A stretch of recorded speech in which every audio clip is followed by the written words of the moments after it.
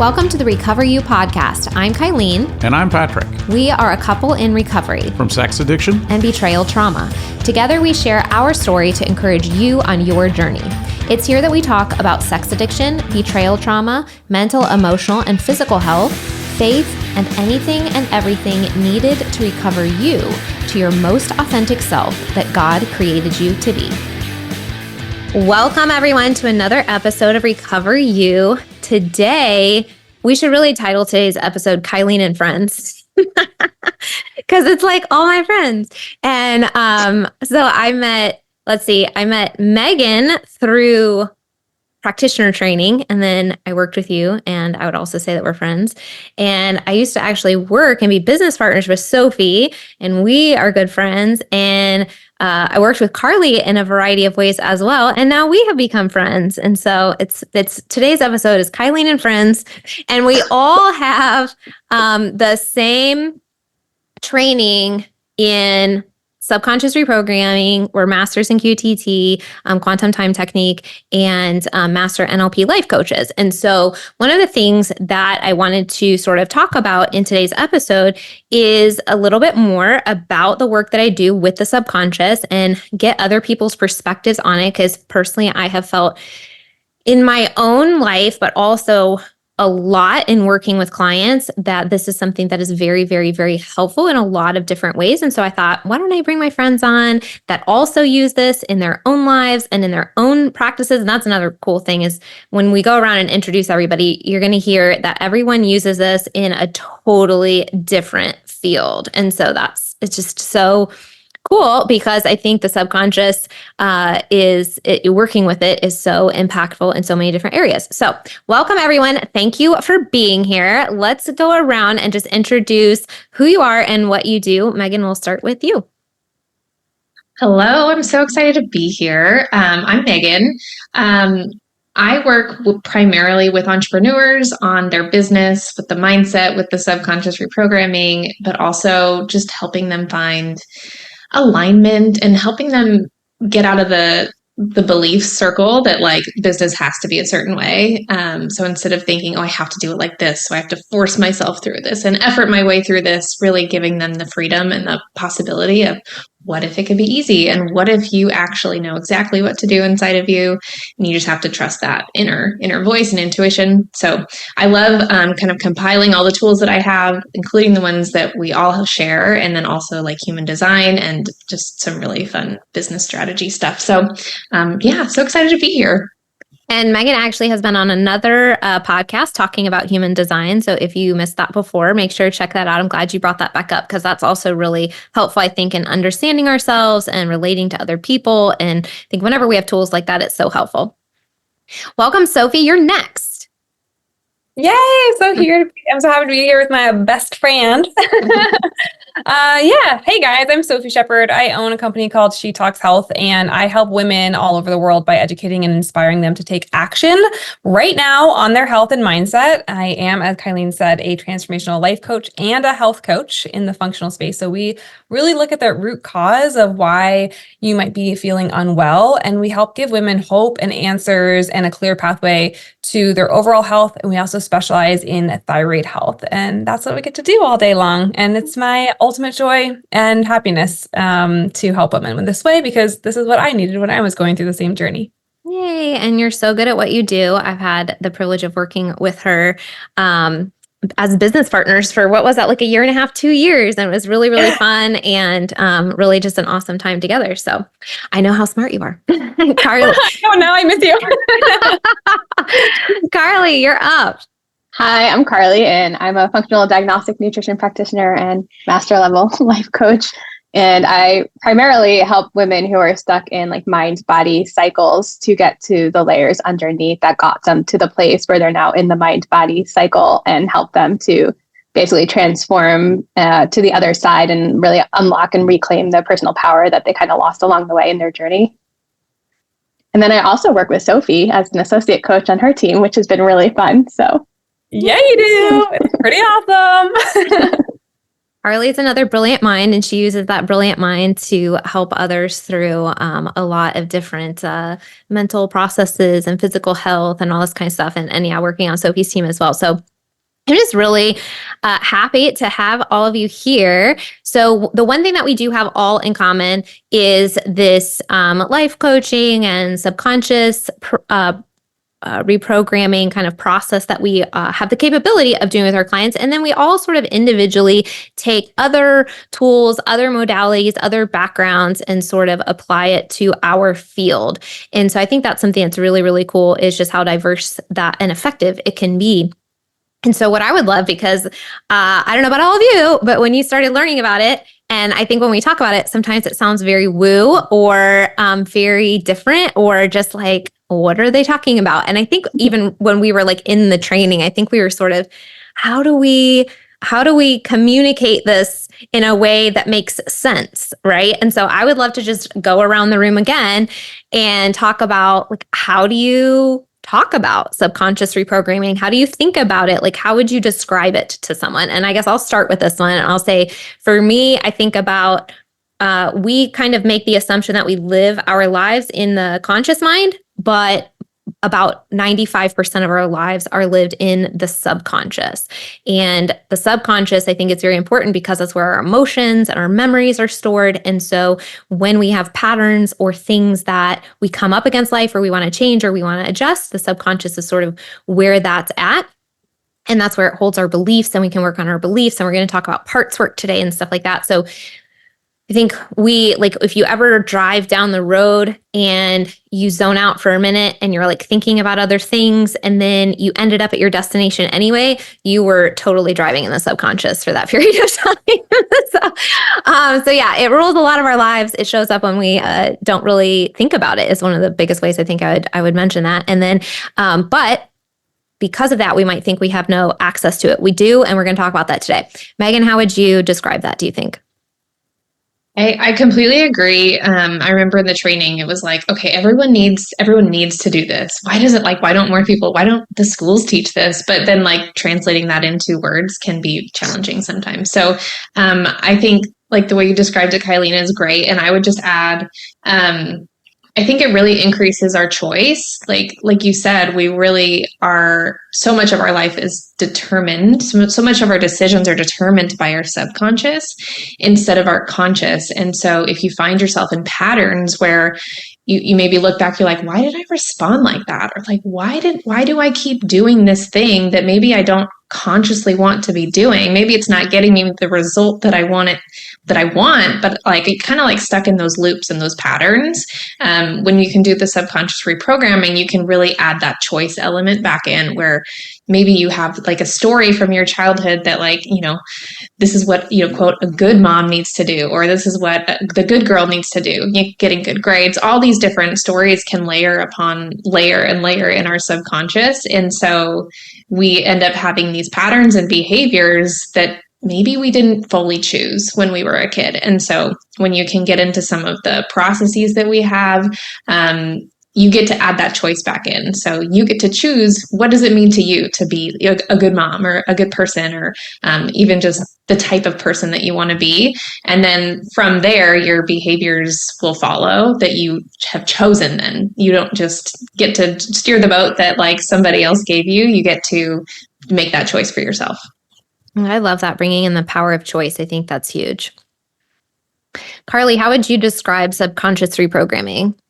You guys did a lot of really good things already. So I'll just add that it's also a way to utilize languaging to help you get in touch with like your own desires, your own thoughts, your own dreams, and get basically better be able to have a conversation with yourself so that you can get to that clarity and understanding. And honestly, it brings in a lot of like empathy and sympathy and compassion for previous versions of yourself. That allows you to then like unlock, like, similar to what you guys are saying, unlock choice and possibility on the other side. I love I love that you said it's like a conversation with yourself, and then the empathy piece is so huge. I had a session with a client not too long ago, and it was really interesting actually because they had a EMDR session where I guess they, to some extent, had identified a part, right? And this person was really feeling like this part was a little jerk. And really did not like this part, right? And that's so true. I feel like, and something we can definitely bring up and talk about in here is that sometimes we're going to be like, I freaking hate this part. And on this podcast, we've talked about, Patrick has brought up, he had an addict part and he hated that part and he wanted to boot that part out of the system.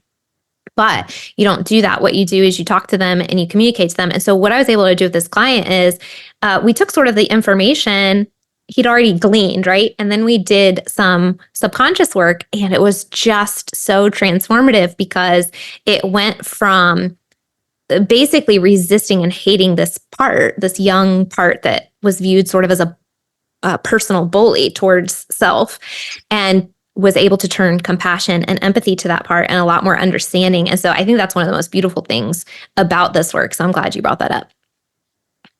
Sophie. Well, you guys covered so much. So I think instead of reiterating the same words, I'll share a story of how I've seen this work in real life.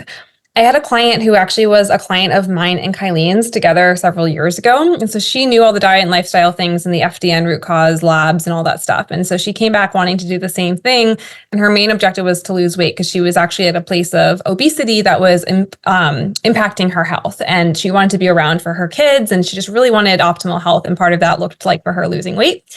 And so I had tried to explain subconscious reprogramming. I think we all agreed it is a little wordy and hard to explain. And she knew me as this FDN. And so she wasn't quite there yet with the subconscious stuff. So she decided to start again, like the FDN way. And about halfway through, she just wasn't making progress. She wasn't committing to her habits. She wasn't doing the things that I had asked her to try out. And so I got her and her husband on the phone and I told them, look, this is the way we do things now.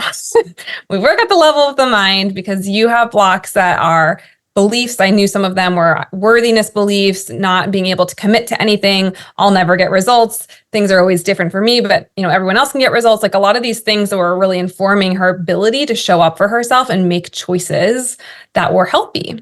So once we got into that and we did some reprogramming around those beliefs and the things that happened to her when she was younger and how she saw the world, all of a sudden, the weight just fell off. And I mean, 63 pounds later, she is thriving. People are like, what are you doing? What's happening? And yes, was it the working out and the changing of the eating habits? 100%. But did we try that at first and it didn't work because of all these beliefs? 100%. So when we removed the blockage to getting to her goal, she was able to rapidly get there and become the person she really wanted to become. And that's the power to me of subconscious reprogramming. I love that. Yeah. Direct life application. Thank you for sharing that. That's awesome. So I think the word reprogramming can maybe sound a little scary to people. And I think actually just the idea of dropping into our mind, I think at least I was very personally afraid of the idea of going into my subconscious. Last week's episode was with Lily, and she was talking about intrusive thoughts. So for someone who has had bouts of that, then me thinking about dropping into like this sort of, I don't want to say hypnosis state because that's not exactly what it is, but dropping into this subconscious, I guess it is a little bit of hypnosis, isn't it? But dropping into that level was scary for me because I was like, well, that's where those thoughts reside.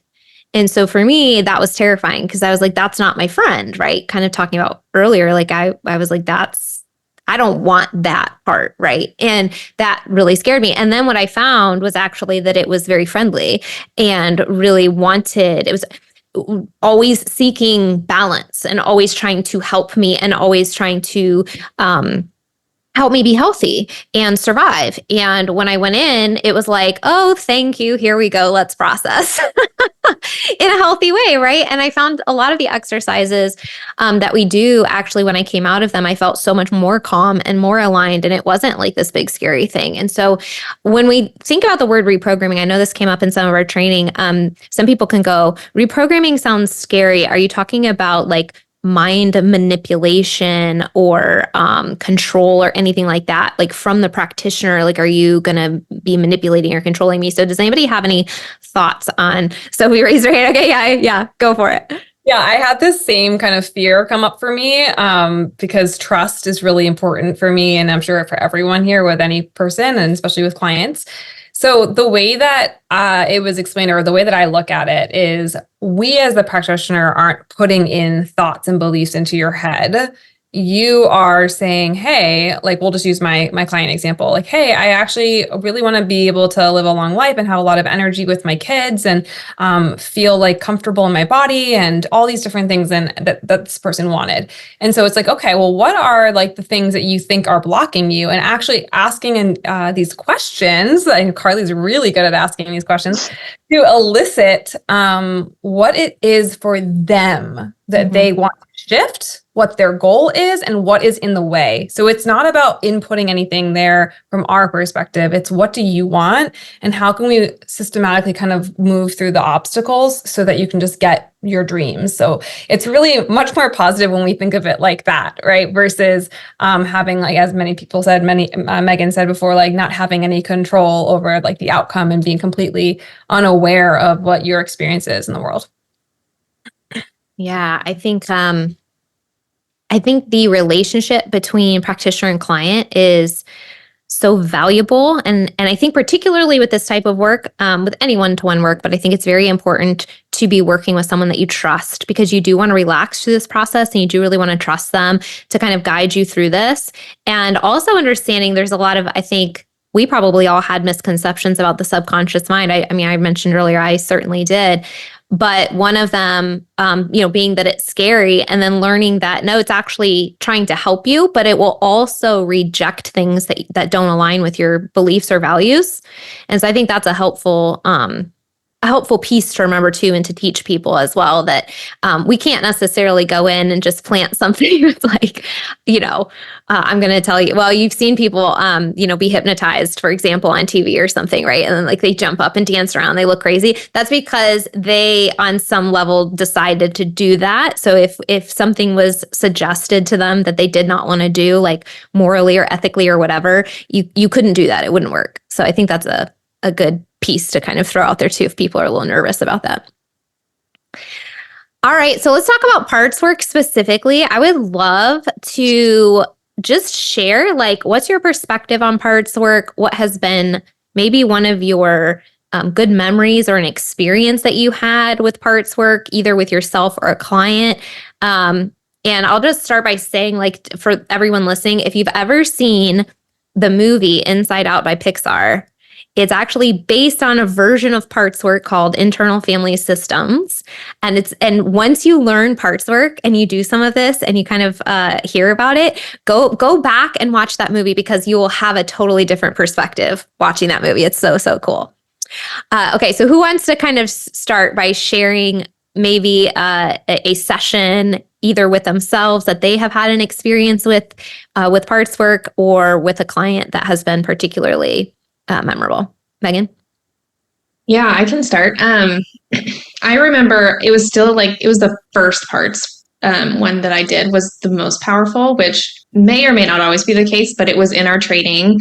And I remember as they were describing it, they were like, think of like either like a voice that's always in your head, or like, these like different parts of you where it's like, sometimes I feel this, but sometimes I really, those competing type parts. And so for me, there was like a very critical voice that was always in my head.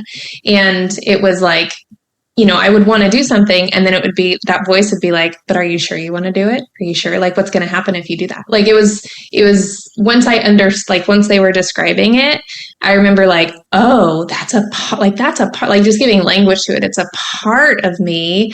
And it was like, okay, let's integrate those parts. And I remember like, at the end of the session, like, you get learnings from each part, and you learn that, like, these parts were created from the same version, like from you in the beginning, and you integrate the parts. And I remember like full body, like chills of like like something totally shifted in my body. And afterwards, like that voice was not there. And I felt like I was able to make decisions. And there was like I was like kind of waiting for like that voice of like, are you sure you want to do it? Are you sure you want to do it? But instead it was like calm in my head. And it was like, wow, this is interesting. Like that was it was cool that happened in the training, because then I left and I was like, parts is my most favorite thing ever. Like I loved parts because it was so powerful and like so fast. And yeah, it's one of those things until you really experience it. It's like, I don't know what she's like. I don't really know. I can hear them talk about it, but I haven't fully like personally experienced it. And then once you do, it's like, now I get it, right? I've experienced it. Now I understand. Yeah, it's so cool. And you mentioned how fast it can happen too. I had a client that we did I'm trying to think if it was parts work specifically. It was actually, no, it's some limiting belief work the other day. But it was like 15, 20 minutes. And she's like, oh my gosh, that was so fast. And it was so transformative. Like it was so impactful. And so sometimes, the subconscious works on a different level. Like it can work pretty quickly sometimes. And it's really, really interesting what it can pull out when we give it the opportunity. And sometimes it's very ready. And I love, the parts work when you're talking about the integration piece, it just feels like in your nervous system, it's almost like this chill, or I don't know. It's like, it like fills you up or something, where at the point of integration, it just feels kind of like energy coming back in your body, if you think about it that way, because you've really sort of maybe given energy to the resisting of the part. And then when you validate and see the part and offer it compassion, it's able to sort of rest. And then you're able to go through this integration process, and it's pretty cool. Who's next? I'll Carly. go. Because when you were talking about subconscious reprogramming, what it means to you, it brought to mind a part session that somebody held for me a few weeks ago. And I came to the call talking about how like my nervous system is just like bullying myself. Like my nervous system's trying to like hijack me, it's bullying me. And so when we went into the parts, it turned out it was the two parts was like my nervous system, and the other part was my ego. And it was really interesting because I tend to not necessarily have visuals when I first get like when I'm first getting induced into the technique. So I've sort of hacked that by creating, if I like just start by creating like stick figure drawings in my mind. So it started with like my ego being this like strong, like burly, like stick figure. And then my nervous system turned out to end up being like a representation of my inner child. And instead of it like being in a womb, it was kind of like in this, like, if I'm remembering correctly, it was like in this like balloon space. And at some point the ego just like popped the balloon. Oh my gosh. And then my ego started like crying. Like he was so sad. Mm-hmm. And it took me back to a visual memory of a time when I was like really like significantly betrayed by somebody who I was like a role model and admired in my life. And it was just so profound because it added in this element of understanding that like the person who betrayed me was likely feeling sadness and like hurt and guilt, and like it felt like so profoundly guilty for like popping this balloon, and like the inner child like falling out and realizing like there's no way to like repair it completely to be back in the state that it was before. So it was just a very empowering, it was very emotionally charged, but it was also very empowering because like in my nervous system, as the two parts were integrating, like I was able to feel the emotion of the person who betrayed me, and like that just allows so much self-blame to be released, because if they were able to feel that much like guilt and that much shame and that much sadness for what they had done, like first of all, it humanizes them. And then it also like allows me to remember that like, oh wait, this wasn't actually like all my fault, like, or it wasn't my fault at all, but like for the other person to like really be that guilty over what they just did. So that was like really interesting and important. That's so important. Yeah, thank you for sharing that one. And I think it's so applicable too to what we generally talk about on the podcast, which is betrayal. And so many of the things that you mentioned are so applicable to so many of us, I think, where we take on blame when bad things happen in our lives. And we assume that if we had done something differently or showed up in the world differently, then maybe that bad thing wouldn't have happened. And that's so not true when someone is perpetrating something on you. And the other piece too of understanding that we can be hurt while also humanizing the person that hurt us. That's a huge, huge thing. Yeah. Mm-hmm. Wow. Thank you for sharing that. You're welcome. That's huge. I will go and share one from this week.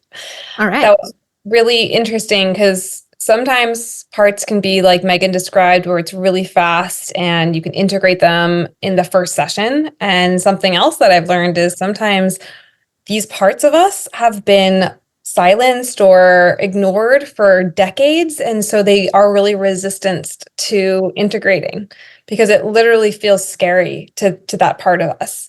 So that's kind of what happened this week, but I still celebrate it as a victory because this person was able to recognize that they have parts, which is huge, that not all of them was traumatized, but a part of them had trauma experience, and that this part was really trying to talk to them every single day, but that they were ignoring it. And so I won't go into all the specific details of it, but a couple of highlights was that we were working on a limiting belief with this person around worthiness, which is something that I see with almost every female client that I work with. And I am not the exception. I also have worked through this as it comes up. And for her, when I asked her what she was experiencing, she said she felt like this huge basketball-sized shivering and kind of pain in her belly. And we started to talk to that part of her, like literally the part of her body that felt like it had this basketball in it. And we found out that this was the part of her that was really afraid that she was going to keep listening to what other people had to say about her and not about what she thought. And so we worked with it and we talked to it. And as we worked and talked to it, the basketball started to shrink and it got into a tennis ball. And then it was just these little traces. And so the size impacts a lot of us. Like the size shrunk, right? It was like, oh, wait, this is getting easier and easier. And while it didn't completely merge into the wholeness that is her, it got a voice and it got to be reassured that she would check in with it. That was huge. So she's building a relationship with this part that has been silenced for decades. And in doing so, the way I look at this is she creates beautiful trust and humility and a foundation within herself to trust her own self. And that is freedom. Yeah. Is trust yourself. So that was one of the stories that I thought was really interesting, of like all the layers and the way that it can be held in your body, and also how it can resolve or how it can be supportive to really do parts work. Oh my gosh. Yeah, that's a great one. There's so many little pieces that came out, I think, with that example. One of them being that some parts can be resistant, right? They're not ready. And so one of the things that we will often do in sessions is offer parts different resources. And so sometimes I love that part because it's so interesting what the individual parts will choose, right? So sometimes they choose like the most random things. Like they can be totally real, like a real life support, or they could be like a person that offers them comfort or safety, or it could be totally symbolic, like a bottle of courage, or a shield of protection, or a blanket of invisibility or like of protection that nobody can see, or courage that nobody, right? And so, or a sword of strength that, like, again, nobody can see. It's totally magical, but you can put it in your pocket, right? And these young, often very young parts of us, or resistant parts or fearful parts, sometimes that little bit of using our mind to offer that resource to itself, to ourselves, really, is comforting and really is helpful. And I love that you were mentioning, like, not every part is ready to be done or integrated all at the same time. Like, and that's okay. There's so many different examples and situations that, we have to be very, very individualized and, so many different ways. I also love the sentence that you said, not all of you is traumatized. Yes, that was actually something. So I did a little bit of work this year with a friend of mine who's a internal family systems trained therapist, actually, because I thought it would be really cool she didn't go through the same training as ours. And I was like, oh, it would be really cool if I could do a session with her. And I was explaining some of my parts to her because I've done this work, so I know some of them. by name. And she was reflecting back, that's interesting around your language. Like, I would love to offer that you were not traumatized, but the part of you that's stuck in back when that happened is trauma, like experienced trauma. And that was so profoundly liberating for me, because it was like, wait a second. Oh, not all of me is damaged or experience. Like, it's just that part. Wait, there's all these other parts. I mean, that was so huge for me. And so with this person, it became clear that what we were working on was a real trauma for her. And so it was really powerful for her to be able to have some separation there. Because then I think she can feel more empowered now. Yeah, I love that. That's a tremendously freeing statement, I think. And that also explains like the idea that we don't have to live in it, right? There's a part that will sometimes emerge and feel it more. And then other times we won't. And so sometimes we might go, what is trauma? And I'm not really traumatized because I'm not, always in this state, right? And so I think that's a really, really impactful statement for sure. Yeah. Resistance has been a pretty interesting part of my own journey through as a client.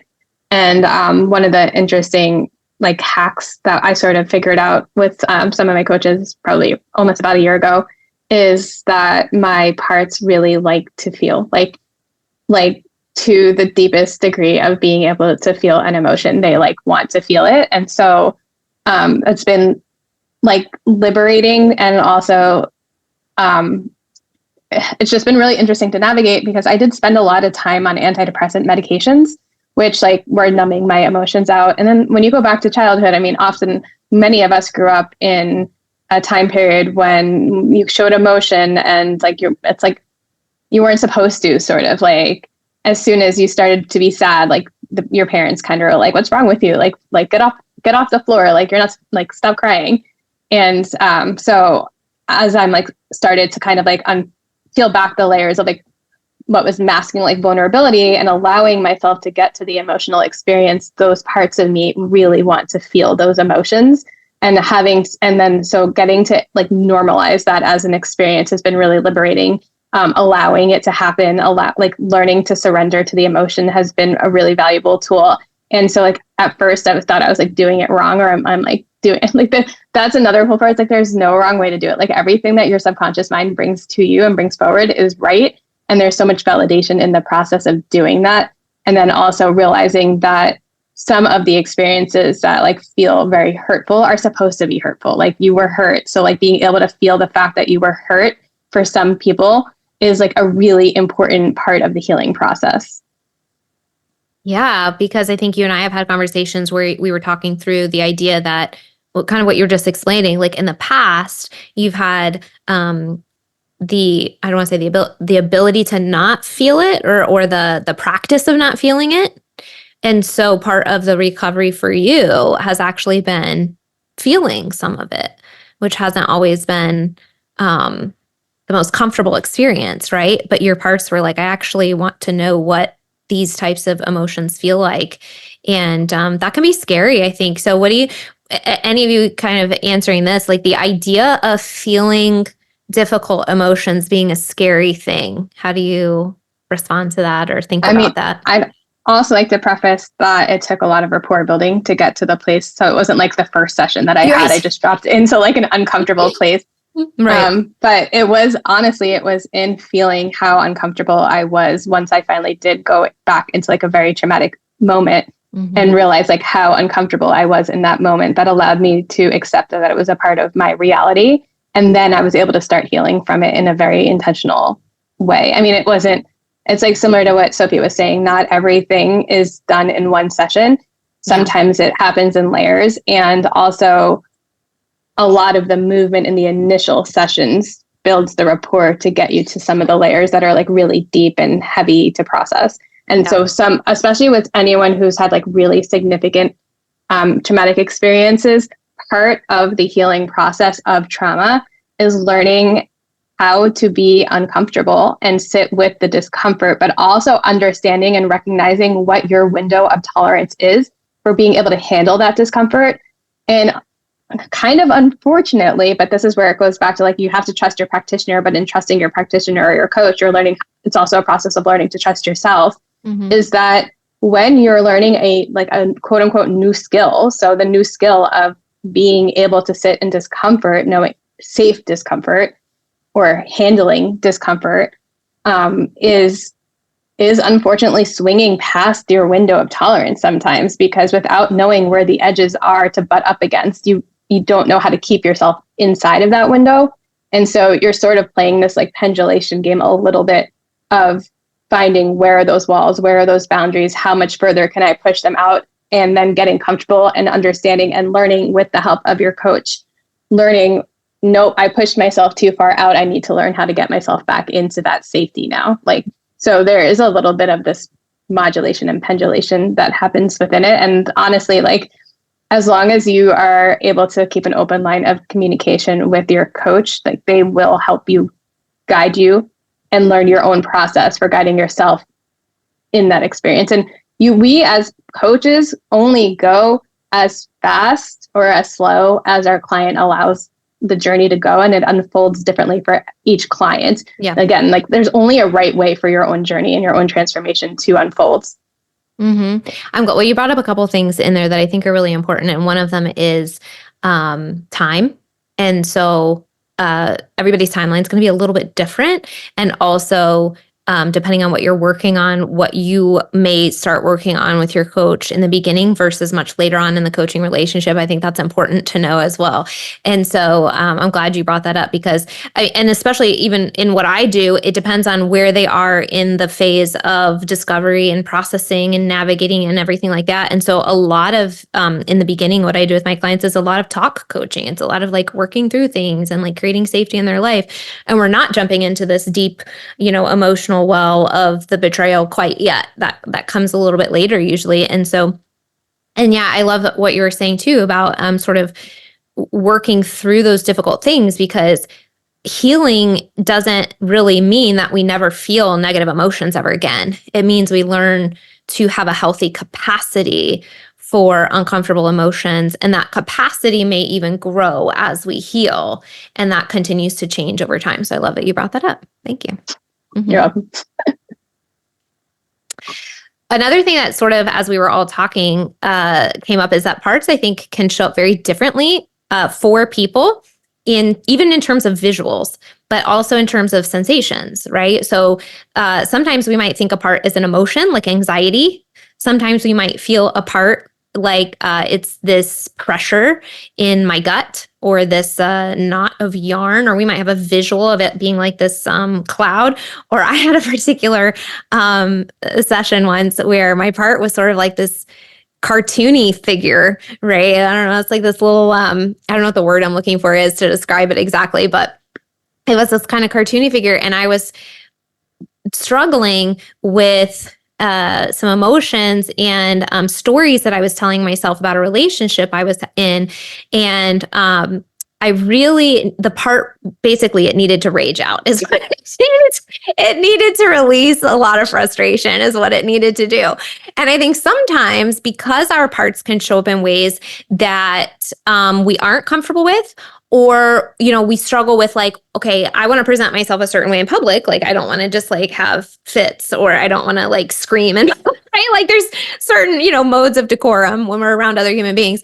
And so sometimes we will interpret that as, well, I just have to stuff this down. Right. And the reality is, no, that part does need some sort of healthy outlet, some sort of validation, some sort of recognition. And so for me, in that particular experience, this little cartoon part went right into a field and screamed its little head off.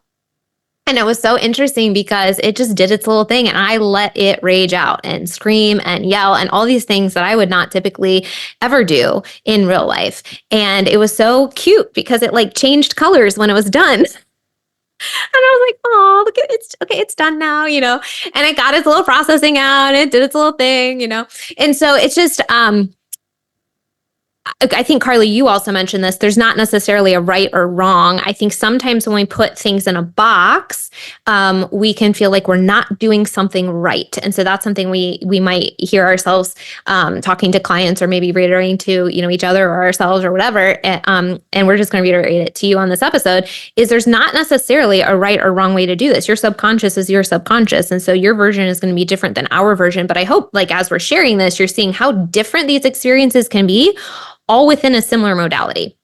But I also love that, like, the way we were taught to do things, we actually have access to really mix a lot of different things, because there are sometimes a part shows up as a little cartoon, like I was just saying, and sometimes a part is like this little emotion, and sometimes a part is your inner child. And you're like, people might think that's very separate, parts work and inner child work. And, in some situations they may be, and in some situations they might blend right together in the same session. And we might integrate forgiveness in that session. We might integrate cord cutting. There's so many different things that we can do depending on what's happening in your particular situation. And again, kind of going to Carly's point, the best situations, the best scenarios are where we have a really good trust relationship, coach to client, because when we're both in that safe place together, feeling open to communicate back and forth, I've really found those sessions to just be so magical in so many ways. And it's just really been awesome to facilitate and also to experience a lot of those as well. Any other thoughts you guys have on the efficacy, the benefits of doing this work? Questions you think people have regularly, your personal experiences, what you want to share with the world regarding parts work or any of this, really? I do want to say, as you guys were talking about, like, the whole concept of,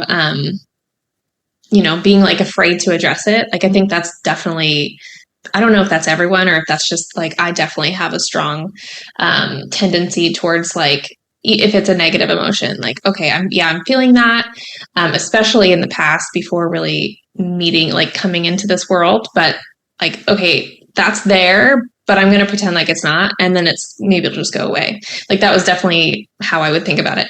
Yeah, maybe I feel kind of weird, but I don't know why. And so I'm just going to go about my day, and maybe eventually it kind of gets smaller, but it doesn't mean it goes away. Like, that's something I've really learned. Just because if you don't, like, face it and address it and actually ask, like, what is this? What are you here for me? Like, what do you have for me in this moment? Like, maybe you need to scream. Maybe you need, like, what needs to be let out? How do I need to move this energy?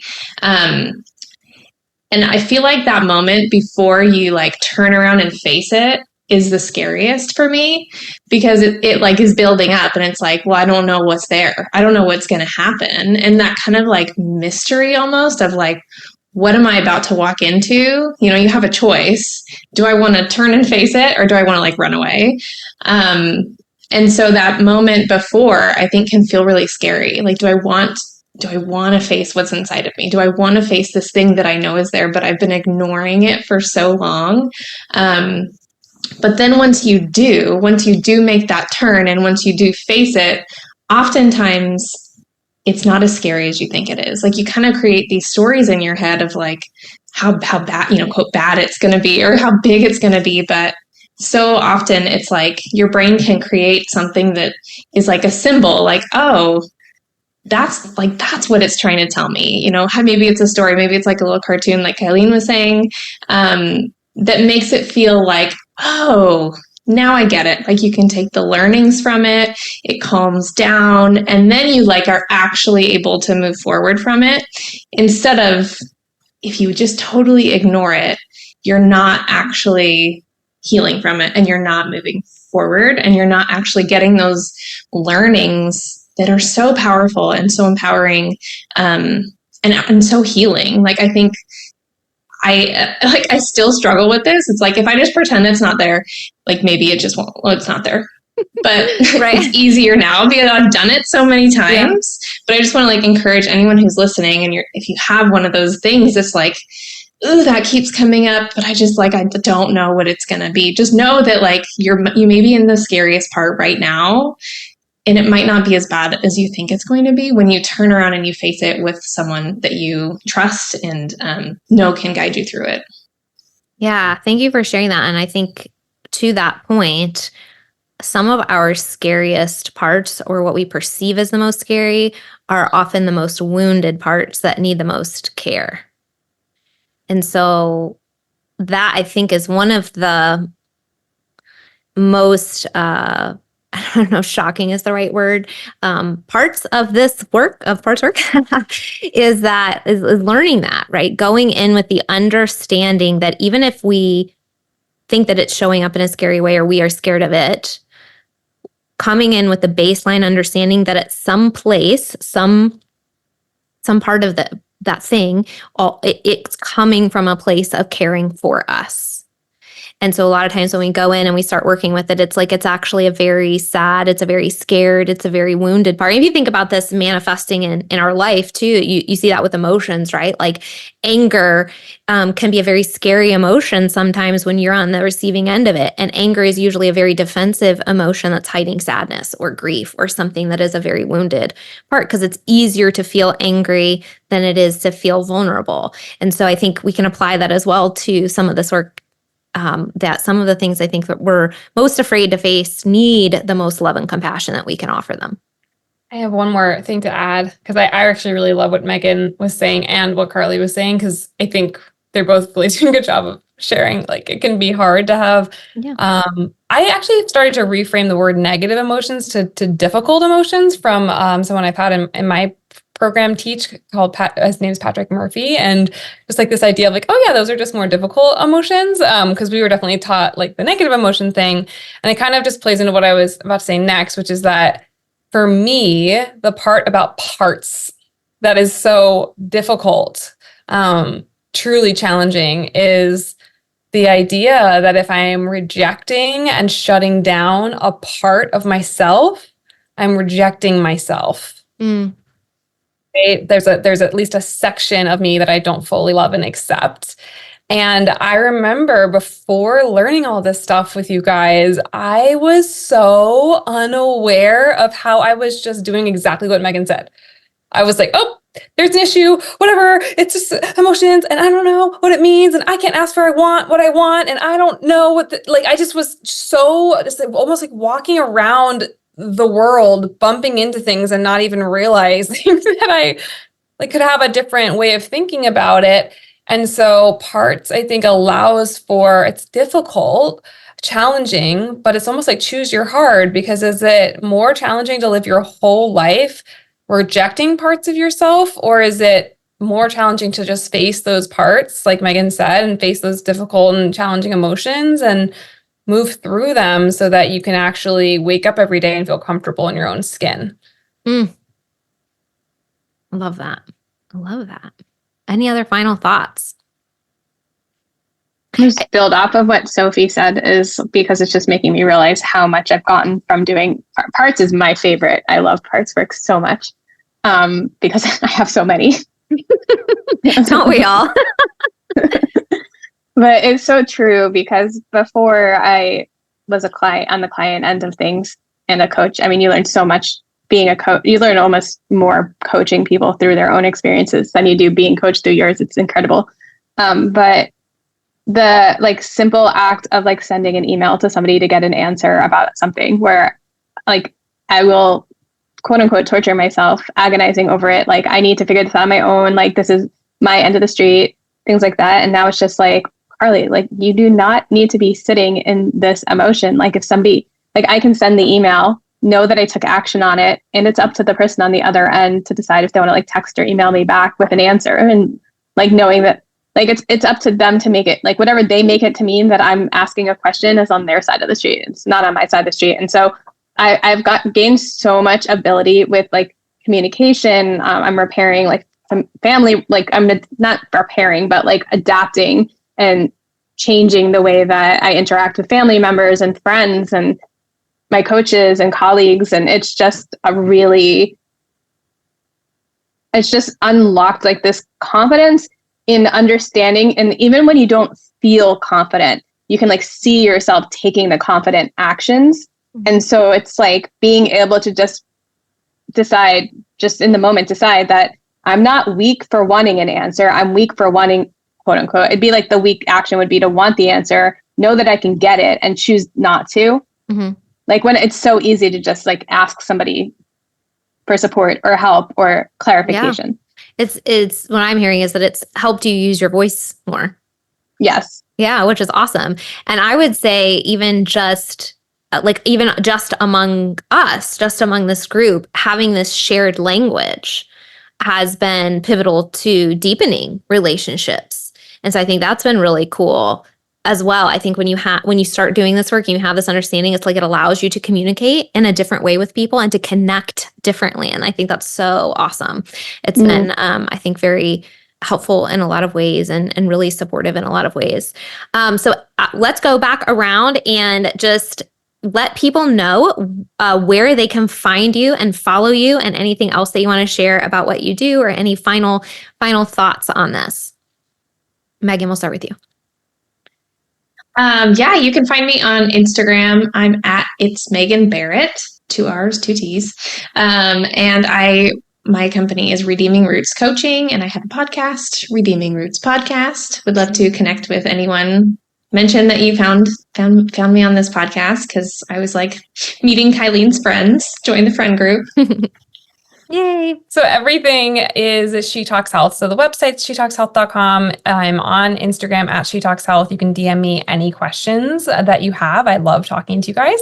And my podcast is also at She Talks Health. There's a really awesome podcast coming out with Carly that we just recorded yesterday. And I would just invite you to plug into the world and get support if you're looking for that fusion with your physical health and your mental, emotional health. You can find me, Carly, on Instagram at Carly in Focus. There's a website in the works that it's coming. It'll be out at some point, probably in the next few months. Woohoo! Well, thank you all so much for being on this episode with me and for being my friends. I really appreciate all of you. But I'll just leave our listeners with this. If you are a human, you deserve to have support and to have healing support. And so we hope that this episode has been encouraging to you. I will put all of their links in the show notes so you can connect with them and find them a little more easily. But we hope this was encouraging to you, and we will see you next week. Woohoo! If you're listening to this, it means you've made it through an entire episode. Part of recovery is spending time engaging in healing and self-growth activities. We are thankful that you chose our podcast to be one of those activities today. Make sure you reward yourself for that accomplishment. If you've enjoyed this episode or this podcast, we would love to hear from you. Please take just a few moments to leave a rating and review, letting us know your experience with Recover You. We not only love hearing how these episodes are helpful, but ratings and reviews help others just like you who are searching for recovery information and support find the podcast too. We can't wait to hear from you. See you next week.